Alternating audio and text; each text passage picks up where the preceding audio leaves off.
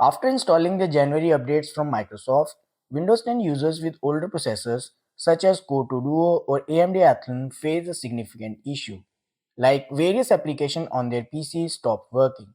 According to various reports from users on Microsoft official forums, after installing the update, whenever they open Photos app, it shows error message that reads file system error 2147219196. The issue is not limited to Photos app. Some users reported that they are seeing the same error message when they're trying to open Calculator, Movies and TV, and Feedback Hub app. Affected users also mentioned that they already tried uninstalling and reinstalling the app, re-register the app, reset and repair the app, performed SFC scans, and also performed online DISM health check but get no luck in fixing the issue. If you landed on this video, then it's highly possible that you are also facing the same issue, right? Luckily, you are not the only one facing the issue. Despite users expressing their concern and complaints, Microsoft has remained silent on the matter and has not addressed the problem.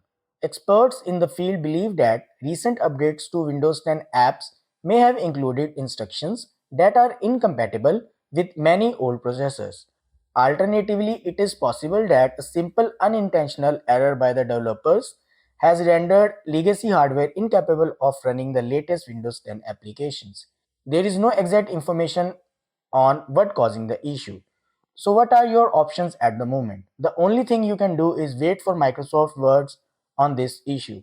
In the meantime, you can use alternate photo viewer apps or the app for which you are facing the issue.